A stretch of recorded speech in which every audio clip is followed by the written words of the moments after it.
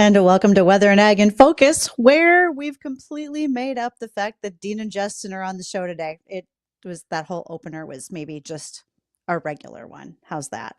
I have the great pleasure of having a guest host with me today, and that would be our very own Jace Denman. You Jace is know, usually in the mornings on Bonnie exactly. and Friends. But you know what? I am a recurring guest host. Bridgette, I've been here a couple times. It's been a minute since I've been on this show, but obviously anytime I get a chance to be on Weather and Ag to talk a little ag kind of brings up, memories of being back home in South Dakota.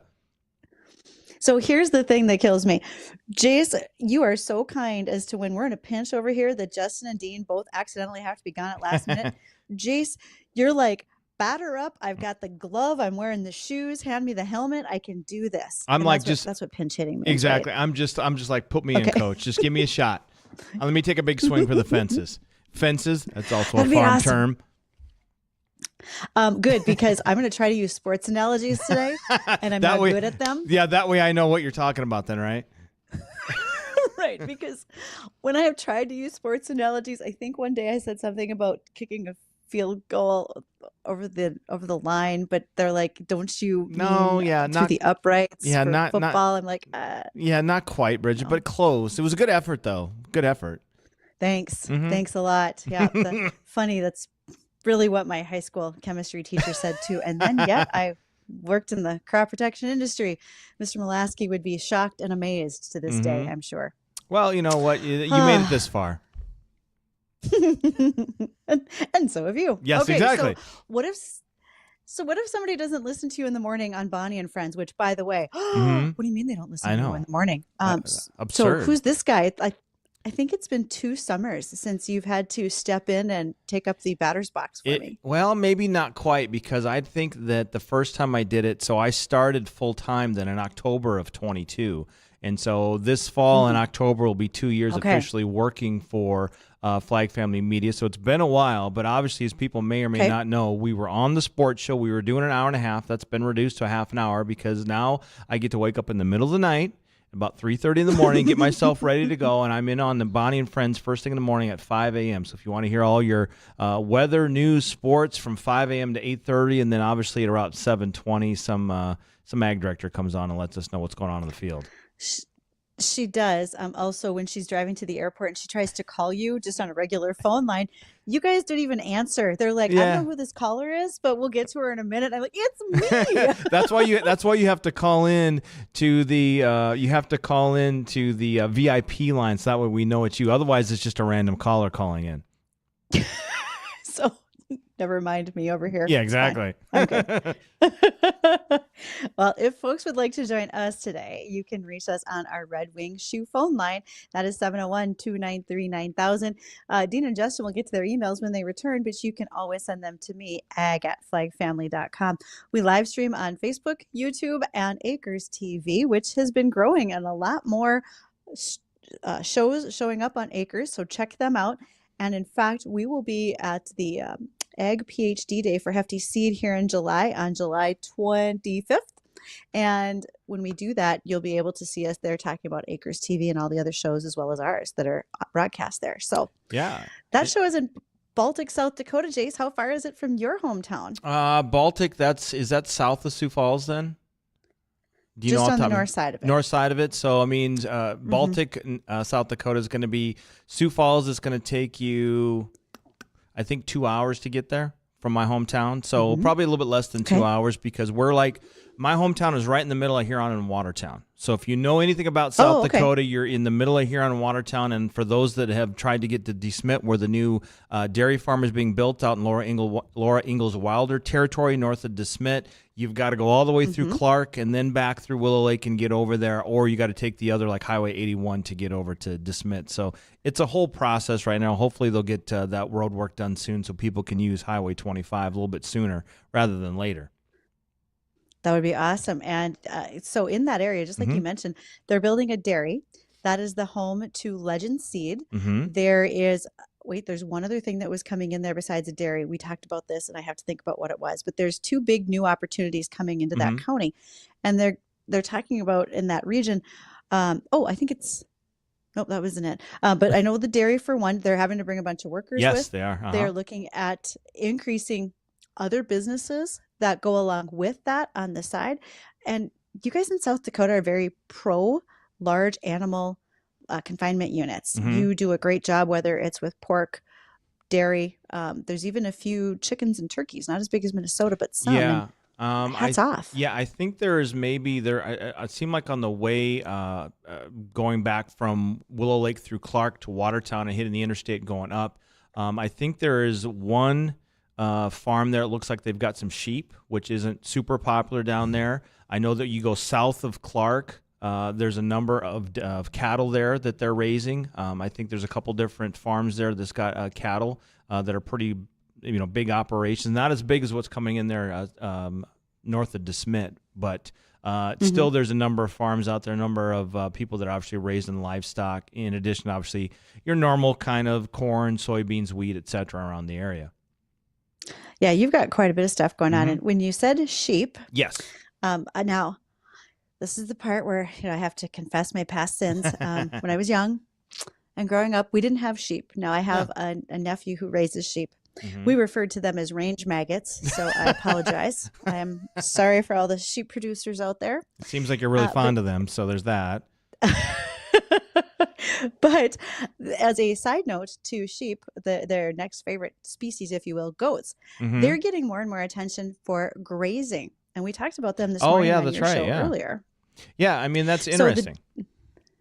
The deal with the sheep, or excuse me, with the goats is that they will eat buckthorn.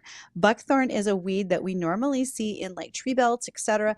And it overwinters. It's a great spot for soybean aphids to hang out.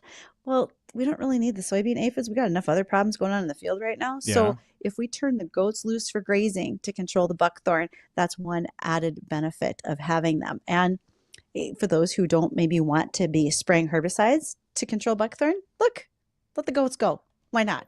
They're going to enjoy it, right?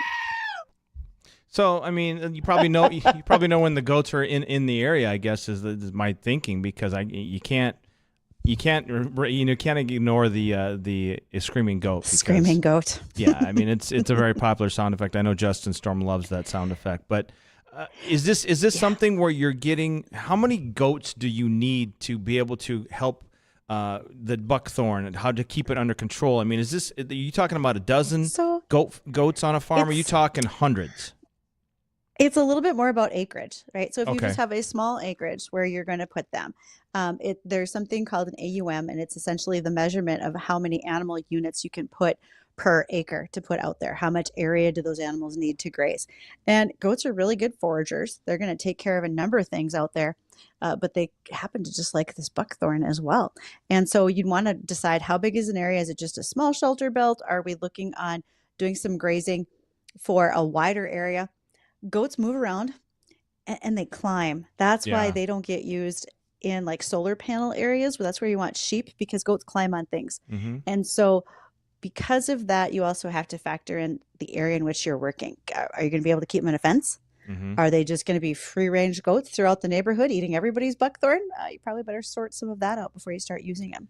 Are goats hard to keep on your property? I mean, you talk about them being climbers. So are they going to get outside of your fenced in property and just kind of go wild, or are you going to be able to get them kind of in a pasture, if you will, and keep them kind of contained?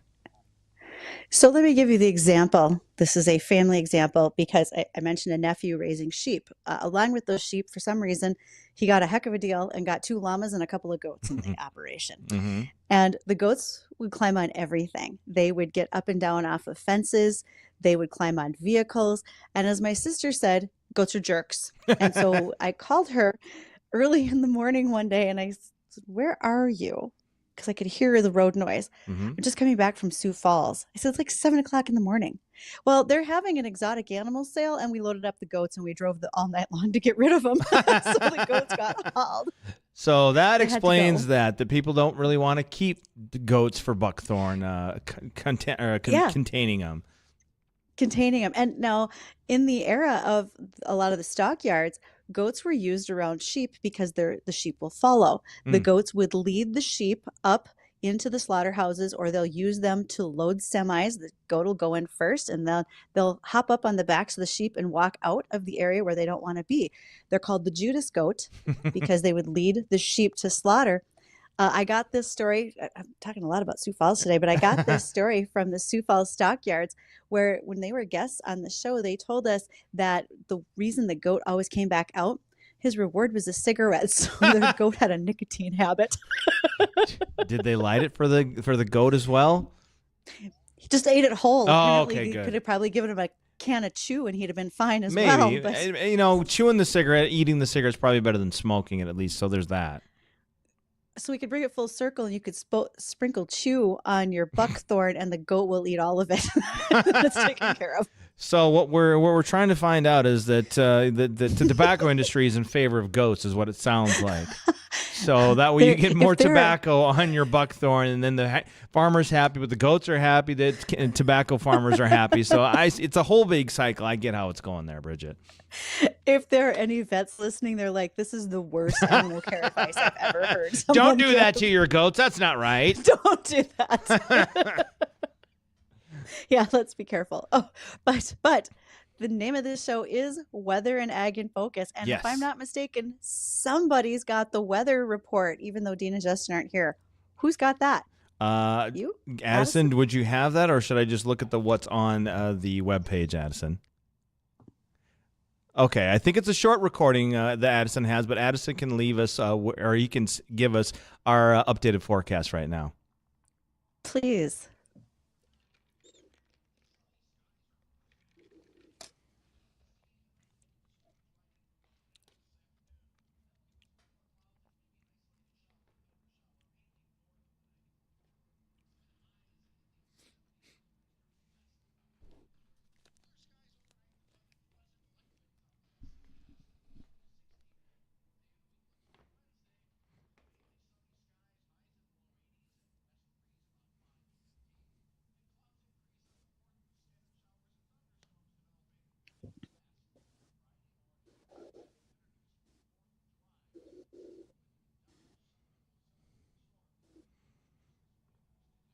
Well, Bridgette, Dean's been telling us about this forecast in the mornings here on Bonnie and Friends every morning from 5 to 8:30 in the morning.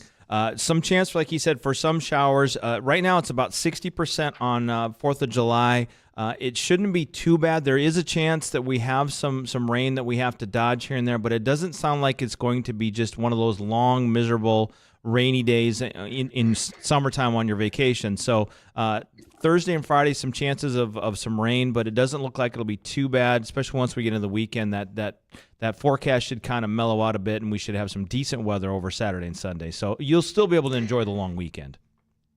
Oh, I think we will, but most of our farmers, to quote Chris Farley, would say, "Please, for the love of God, could it stop raining?" Yes, And I know I they didn't would. do all that right. I'm not wearing the suit jacket for the fat man in the little coat. Yeah, exactly. But we need a little break. I had reports this morning from crop consultants in the Devil's Lake area. It is wet. That corn's not going anywhere. It's been sitting and spinning, you might say. Mhm. We've actually had replants on soybeans in the Southern Valley 3 different times already this year. Things keep getting drowned out, rotted out, blown out, washed away. Hail. We had hail this past week. So we could really go for some nice weather. And if we just have a chance of rain versus a lot of rain, I'm good with that. Exactly. I mean, if we could get it to just settle down and dry out for a little bit, I think we'd be okay. But it's one of those things that we were so far behind when it came to weather in the wintertime because we just literally had no precipitation. But we certainly caught up in the month of May. We were like double what we normally had. And then June, we were still chugging away there. I know my parents even said last weekend when they came up for the weekend, I think they got another 3 inches of rain last week. So, I mean, it hasn't slowed down. Back in my old stomping grounds down by Vermilion, they're having a bunch of flooding over in Mankato as well. So it can stop for a while now. I mean, you want to have that right amount, but it's been a bit too much. We're there. And in fact, a quick update. I got a call this morning from Craig LaPlante. He was a guest here on the show recently talking about the Ray Archuleta Soil Health Highway 75 tour that was going to take place or will take place next Tuesday, July 9th in the Crookston area. And they had to move the location. They'll be starting at the University of Minnesota Crookston campus. They're going to have to do the tour in that area. Again, that starts next Tuesday at 8:30 in the morning. Tour will run from 9 to 4, registrations at 8:30, but due to all the weather, they had to move that. And so with that, hold tight. Our guest is here today. We will have in the studio Mark Wagner. He is with North Dakota State Services. Mark also is one of our Here We Grow sponsors for our custom farming of 20 acres of corn. We'll be right back to talk all about farm transition planning and so much more. Get your questions ready. 701-293-9000, the Red Wing Shoe Line. We'll be right back.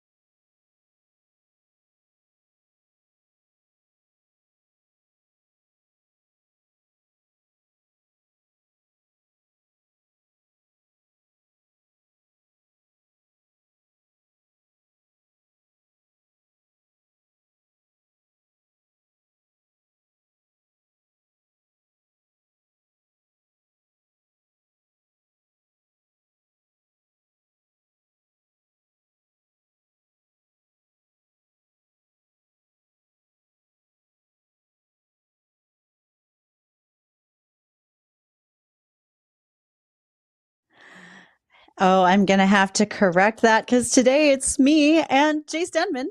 Jace is one of our sports guys, operations director, and co-host of Bonnie and Friends every morning. I am going to owe you so big, Jace, for being able to step in and help out today while Dean and Justin are gone. So when you call me at 3 a.m. to tell me I'm on air at 5, Well, I guess that's a yes. I wouldn't go that far. I wouldn't do that to you. But obviously today, Tuesday, July 2nd, we are joined in studio while Bridgette's on location. We are joined by Mark Wagner from North Dakota Estate Services. How are you doing this afternoon, Mark?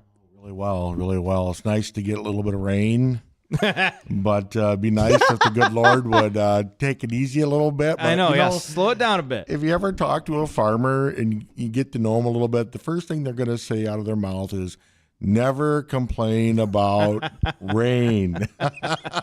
Well, I Never mean, complain Yes. about rain. you They try always not, say you try not to, but sometimes you're just like, okay, that's just a bit much. You might want to slow it down a notch. Uh, So I'll let you go first, Bridget. Well, I was just going to say when we never complain about rain, one of the things to remember is I mentioned I've got some folks that are replanting soybeans in southern North Dakota for like the yeah. third time. We have a rule Oofda. of thumb in this business. God hates a replanter, and he's showing it right now. So holy cow, what a mess.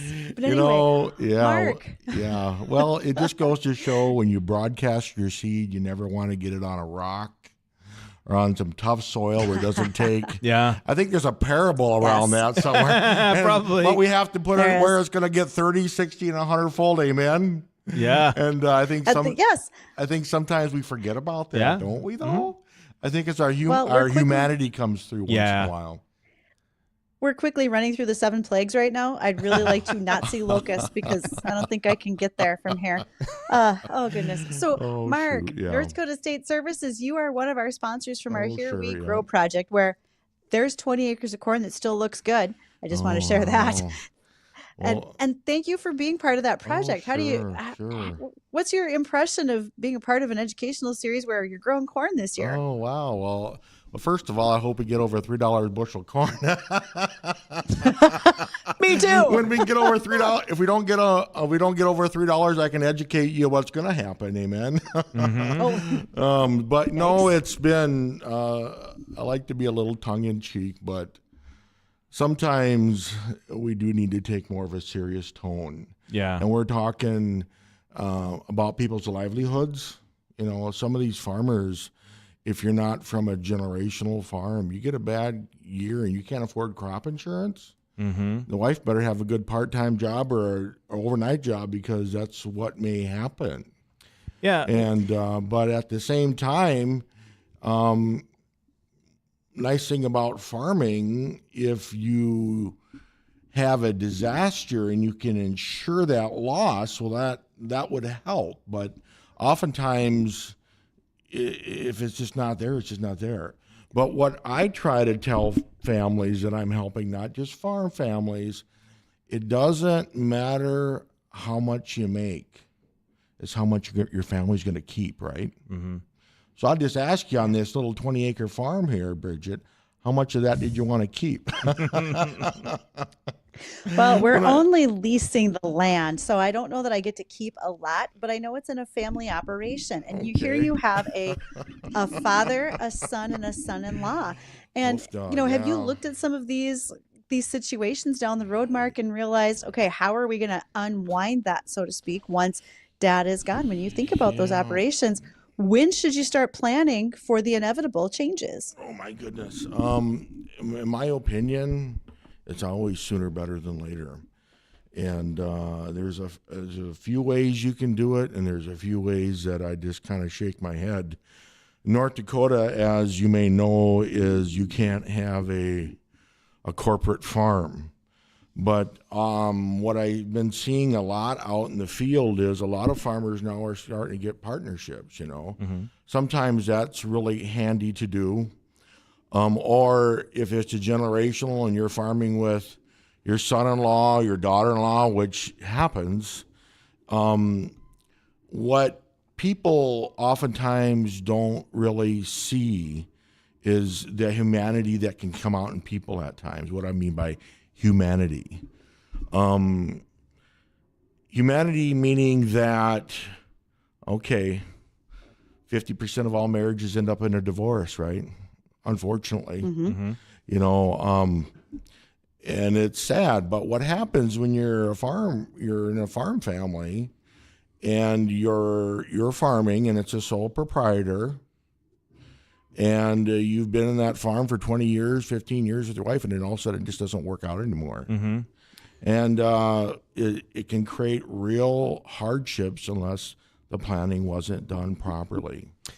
And No. that is a time bomb wrapped up in about 30 seconds there. Mm-hmm. But that happens, and people need to be aware of that. It's like the elephant in the room. And a matter of fact, I'm having a friend from high school. His boy's getting married, and they own, I don't know how many sections, And I said, a lot of people are looking to try to protect it from that. And he goes, Mark, how do you go about doing that? Well, when it comes to something like obviously farms, so I mean, I've only got one family member that has a farm. He's got a couple daughters that have moved away out of the area. He inherited more farmland from his dad. It was split between him and his brother. So they've got, what was 3 family farms now kind of condensed down to 2. So when you have this and you know that you want to say, have that land at least transferred over to your daughters when you and your wife are gone, what is the best way to kind of do that? Because obviously we always hear about probate and having things split up that way. So what is the best thing for, say, as an example of my uncle, that he has a family farm. He obviously wants to keep that in the family, but yet at the same time, he doesn't have family members. He doesn't have kids that are going to continue farming. Yeah, that's a really good question, and I face that just about every day. I bet. First and foremost is people need to understand what is probate and how does it happen and how it can be avoided. Probate happens in North Dakota by state law if you have a will set up for your estate. A will meaning that when you die, everything is still in your individual name. And because when you're dead, a dead person in North Dakota is also called a corpse. A corpse doesn't have any legal right to transfer property. Sure, yeah. So the only person to transfer that can have that right to transfer that property is a judge. But what happens after that? After the judge goes ahead and gets that transferred and the attorneys probate it for creditors, there is a contestation if somebody feels they're not getting a fair share. And that's when all the hate comes out. It really does, because what happens is oftentimes if there's just a will was set up, oftentimes people don't have closure for mom and dad. Right. If people don't have closure, that little stool in the house. Oh yeah, I mean, Next thing you know, they're willing to spend $150,000 for that. Sometimes there are certain knickknacks and things that are on the farm that they feel that they really want, and then there's this battle over it. So, I mean, what do you say to family members that a lot of times they're like, "Oh, we don't need to worry about that because we don't need estate planning because we know how we're going to divide it up. We're going to split it up evenly amongst the siblings." I mean, how do you, to me it seems like unless there's a will, unless there's an estate plan, that's not going to happen. Let me ask you this. What's the chance of death? 100%. 100%. Yeah. It's the one thing that we know is going to happen there, Mark. So the option really is just to educate people. Now, an attorney, I don't want to paint people bad here, and I ain't. But this is what happens. The attorney gives, you just need a simple will. Okay. And that's, we got a will.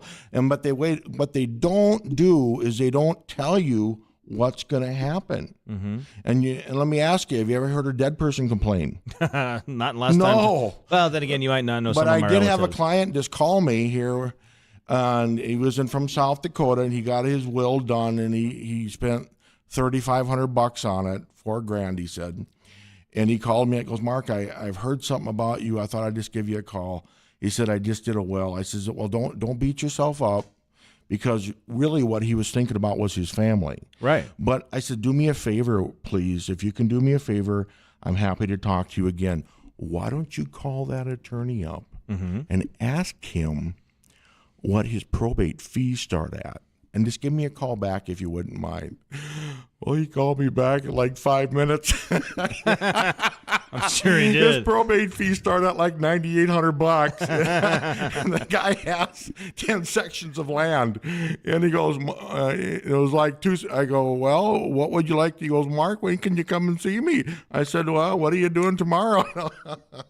So when and so what happens is, and if there's no cash left in the estate after a will, let's say all the cash has been spent because mom had to go to the nursing home, but now the land is left. If it goes through a probate, guess what those attorneys are going to do to get paid? By judge's orders. They'll put liens on the property. They'll put liens on the property. I was going to say, we're going to need the answer to that, but we're going to have a few more. And again, for those who are listening and they would really like to ask some of their questions, they can reach us on the Red Wing Shoe line, 701-293-9000. We have a break for local news. Stay tuned, though. We've got more questions for Mark Wagner, North Dakota Estate Services.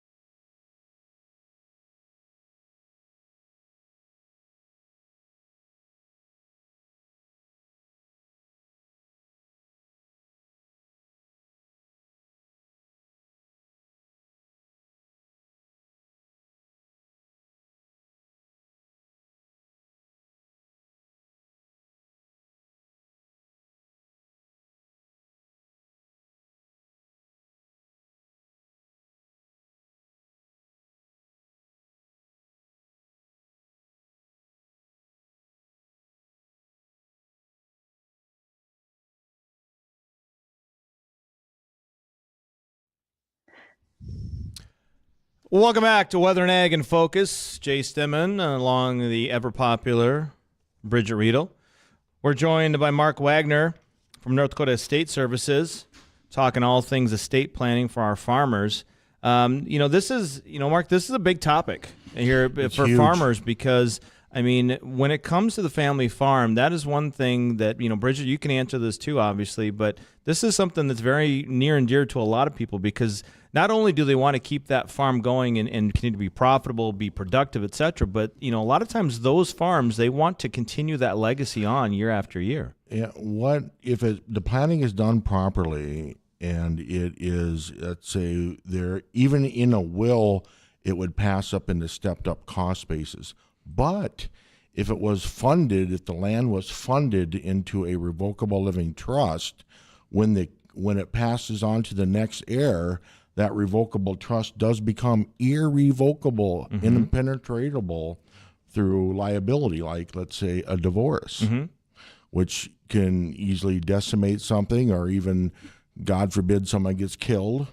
And then they come after stuff then. Exactly, yeah. And then what happens is the beneficiary can leave that land in trust. And not just that, but farmers oftentimes, they need tax deductions too. They make money. So they can actually rent the land from the trust. And because you're renting it from a trust that you're the trustee of, you can take that other income back as rental income at a lower tax rate. So it just makes so much sense if things are planned right. But you're absolutely right. We only hear the horror things, but people just need to be educated a little bit. Absolutely. But if you do things right, it really works out well. But it's the devil's is always in the details. So what I mean by that is, a trust has to be properly funded. Yes, absolutely. If funding does not mean, Bridgette or Jay, that you're giving Mark any more money. Yeah. It does not mean that. And I get people talking to him. He goes, "We got to give you more money." No, it does not mean you have to give me more money. What it does mean is we need to get your assets listed in your trust. Yes. And that means deferred grain contracts. People always forget that. Oh, yeah. Elevator co-op shares, telephone companies. Then there's machinery up the wazoo that's in their individual name. It's called machinery is called personal property. Yeah. And then we got to get go ahead. So Mark, a quick question for you. I want to know if you're talking about doing the trust, the estate, the probate, all that. Is there a couple other things that you can do? One of them is, can you work with an agribusiness? Let's say there is not necessarily a family farm, but it's a seed business, right? Owned by dad and son. And there's going to be transition planning that happens with that. Can you work in that arena? And when you think about all of the work that you do, you're right. We hear the horror stories. What percentage of yours go really well and smoothly after they're done? Well, if I help them, I know there's never a probate, because the only reason there would be a probate with my clients is if they did not listen to me. And if they don't listen to me, I make them sign a letter, say I didn't listen to Mark. Or they said, well, our financial planner said, I says, why don't you do me a favor, go to your financial planner and have them sign a statement saying I'm going to be financially responsible for any estate settlement fees and probate fees on your estate. That would make. And I had one guy do that, and he goes, Mark, my planner didn't want to sign it. I go, really? we don't want to laugh crazy like that, but I mean, people they don't realize what happens, and that's the scary part. But like you're talking about that seed business. Typically, a seed business is either a corporation, it's a sub S corp, or it's an LLC. It could be a C corp. And dad, along with the boys, have shares in that corporation. If those shares are not funded into his revocable living trust, his shares at his death are going to be probated. So there's so many other, when it comes to businesses, there's so many other things that come into play there. So number one, we have to get an assignment of those shares to the revocable living trust. Then your successor trustee, first of all, he's going to play the role of a power of attorney when you can't take care of yourself. And after he can't take care of himself, if he just has a will, everything's going to be frozen. bank accounts, everything's be frozen until the probate's complete, and that could be a year, year and a half, 2 years, who knows. But if we set up a trust and a successor trustee, what happens is soon as you pass away, that power of attorney ceases.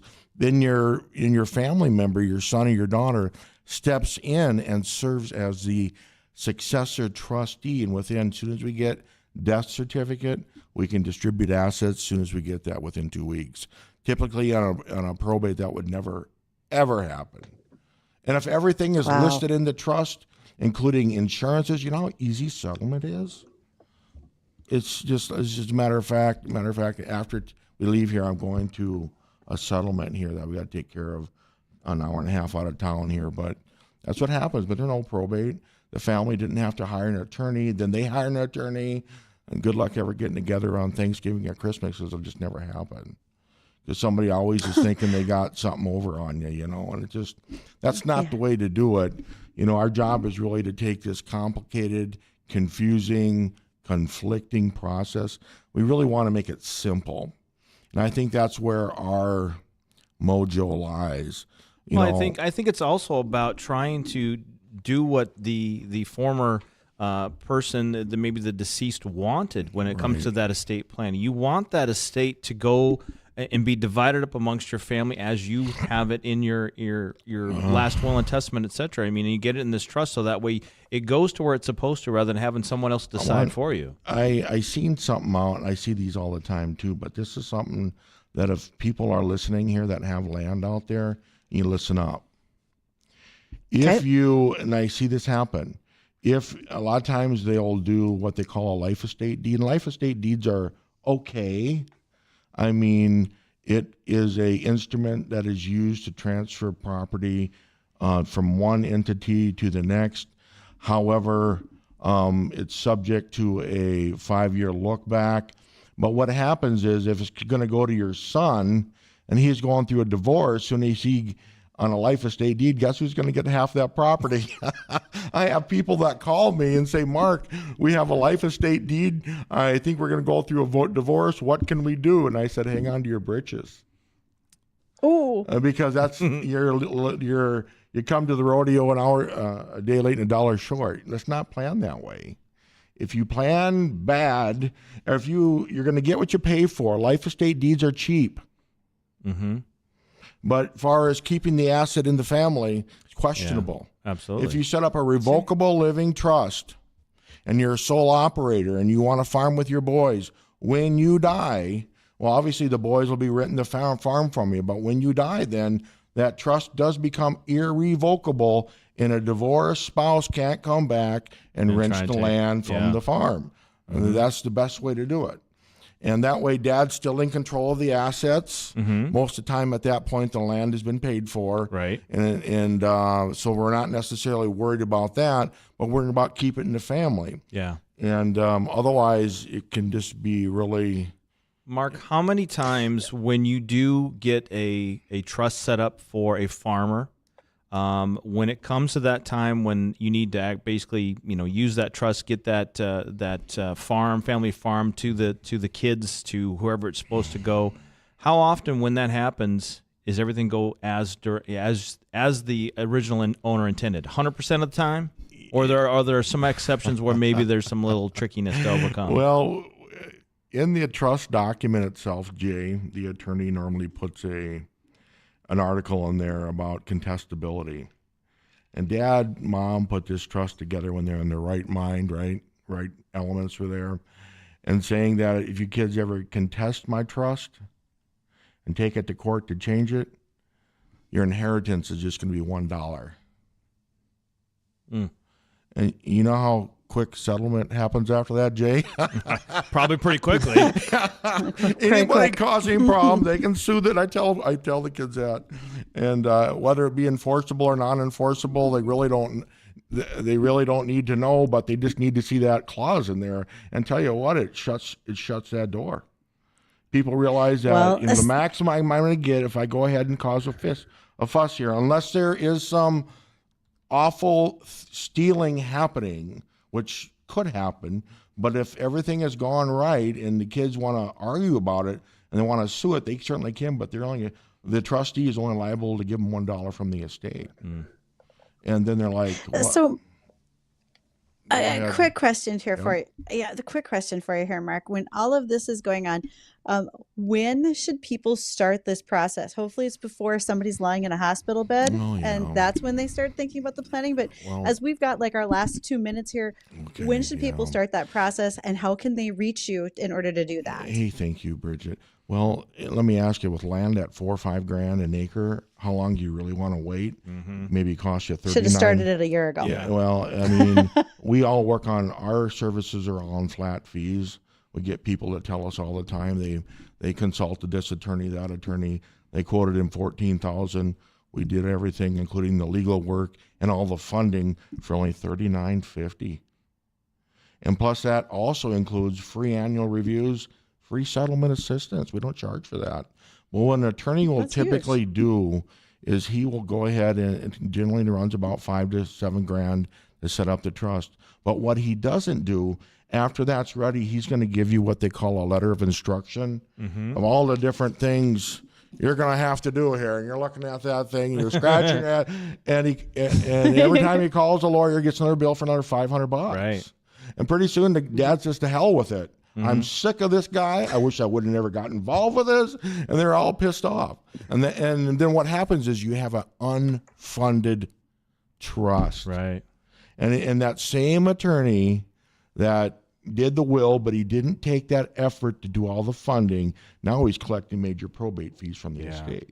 Now, So if you really need, when it comes to a trust, you really need two people. We do need that legal professional to draw up the documents, but then you need somebody with the know-how to get it done. Mark, if someone wants to call you to set up a trust for their farm, where do they call, and do you have a website? Yeah, I do. You can give me a buzz right here on my cell. I'm at 701-318-0908. They can go to India State Services. I got a few testimonials on there. I did my website myself. So if you're thinking it's going to be some flashy thing, you got another thing coming. That's true. I was quoted $10,000 to $15,000. Like, I ain't gonna pay that for my website. I'm like the farmer. I want the best deal, you know. I'll just do it myself. Don't worry about it. $39.50, right? $39.50. You get her done, right? There you go. Well, Mark, thank you so much for stopping in today, talking. I mean, we just scratched the surface in a sense on estate planning. So many more questions. I know Bridgette and I can come up with a number of more questions going forward, but thank you for your time. Oh, certainly. That you is guys. Mark Wagner from North Dakota Estate Services. It's 1:48. We're going to take a quick break, and when we come back, Bridgette will allow me to help wrap things up today on today's show. God bless you guys. Thank you so very much, and I look forward to seeing you again. Thank you, Mark. You're welcome. You're listening Thank to you. Weather and Ag Radio. Thank you, Jay.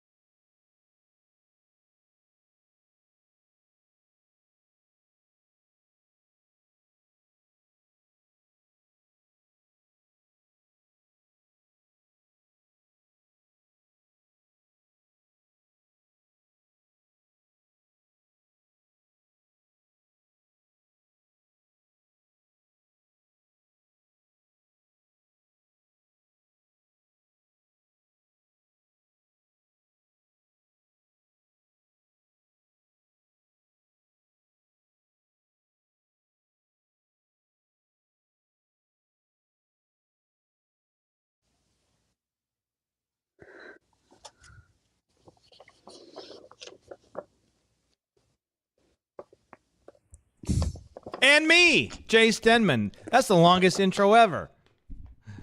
Jay Stenman alongside Miss Bridgette Readel here on Weather and Ag in Focus. Today, on 2 days before your 4th of July weekend gets started early, at least, well, maybe for me. I don't know about you, Bridgette. I'm still going to kind of be around. So you're not going to like cut out of here by after the show on Wednesday? Nope. You'll hear me on Thursday morning and Friday morning as well with Bonnie and friends. You are so dedicated. No, I will not be there. I'm taking Thursday and Friday off. Well, yeah, I suppose I could listen, but that's awfully early in the morning to get up to listen to a radio show. I don't know if you know that or not. You definitely should take the day off. Well, some of us don't just get to wake up first thing in the morning in our pajamas and go, "Hi, this is the Weather and Ag in Focus, and this is your farmer update." Yeah, I know. I know you do. I'm not on screen. What? It's ridiculous. Point the camera at me while she's making excuses. Yeah. Hey, you know what? It is Weather and Ag in Focus. Yes, it is. What's the weather, Jace? Well, the weather today is sunshine today with breezy west winds, a chance of isolated PM shower or storm, mainly north of the I-94 corridor. Today's high is predicted to be around 79, just a 20% chance of some precipitation. Tomorrow, as Dean's been saying this week, is the pick day of the week. It should be in the low 80s, high of hopefully about 83. Should be no rain tomorrow. Thursday, though, that's looking for the best chance of some rain and or storm. 60% chance of rain, high of in the mid-70s, about 76. Percentage of rain goes down on Friday down to 30%, high of 78. Then your weekend, highs of 80 and 79, respectively. Probably 30 to 20% chance of rain on those 2 days, but should be pretty good over the weekend. So it should be overall a pretty good 4-day weekend for your 4th of July holiday. However, 4th of July itself, that might be the wettest day out of the 4 days coming up. So overall, it looks like a pretty good weather forecast coming up here going forward, Bridgette. Looks awesome. Now, if in fact it was a day of an auction sale coming up, perhaps. So one of our sponsors for Here We Grow is Steffes Group. And steffesgroup.com is where you go to view upcoming auctions. As they have told us when we talked to the folks over there like Brad and Max, often we are doing more online sales than we used to do those nice sunny day out at an auction sale. Yeah. But Steffes has some amazing stats. Last year, they had over 2 million people look at their website and peruse what was for sale. They also have performed in 2022 670 auctions in 12 states, having bidders from all 50 different states. They do a fabulous job. They are locally owned and operated and truly a recognized leader in the industry. And we thank them for the work that they do for us with our Here We Grow project, custom farming, 20 acres of corn. Tell them to check out my buddy Tad. He works for Steffes Group. So get in touch with Tad. If you want to get some of that great quality stuff that they're auctioning off at Steffes Group as well, because they always got farm equipment, other things coming up that you can obviously always go ahead and bid on. Well, real estate, but also you could call them if you want to have a sale. Maybe it's time absolutely. for you to get rid of some things. Well, and they would help you out with that as well. I don't know. I'm kind of a hoarder, so I don't think, probably not. No. Now, my first step before I'm going to go buy stuff at a sale is I'm probably going to need to talk to the folks over at Dakota Bank. Yeah. They are a national leader in ag lending based out of Aberdeen, South Dakota. And they are the largest independent bank for ag loans that's headquartered in the Dakotas. They also have groups that work with trust and wealth, just like we talked about with our previous guest, Mark Wagner. And Dakota Bank is also a sponsor for Here We Grow. And again, we appreciate it. Now I just need some sunshine and heat to make my corn keep growing. Another note about Dakota Bank. Dakota Bank, I have been a member, a customer of Dakota Bank for decades now. They took over the bank in my hometown. I know my folks still bank with Dakota Bank. One of their financial advisors, Brad, is in Watertown, South Dakota, at the branch in Watertown. So they are all over the upper Midwest. I'm very familiar with Dakota Bank. So if you need anything outside of just ag banking, you can have them help manage your retirement funds and make sure you have that to go the longest away possible. I feel like we are all about South Dakota today. I get you in for a co-host, and that's what our focus is. Look, if I get the chance to promote my home state, then I will do that. Nothing wrong with the 701, but I come from the 605. It's totally fine. Totally fine. Oh, man. And so many great things for us to keep talking about this week. We do have more guests coming on. Tomorrow, we're going to talk with Dairyland Seed. They're one of our Here We Grow sponsors. It's their seed that's in the ground for our corn plot. And also, we want to talk to folks out at the River Valley Fair because they've done something a little bit different this year by breaking it up. So we'll hear about that, and especially the 4-H and FFA exhibits that kids are going to be a part of. Thanks for joining us, Jace. I owe you big for helping me out today. All right. And so for the rest of you, stay tuned. The #1 show in the afternoon in this region, or at least we certainly believe it is. This is the Jay Thomas Show coming up next.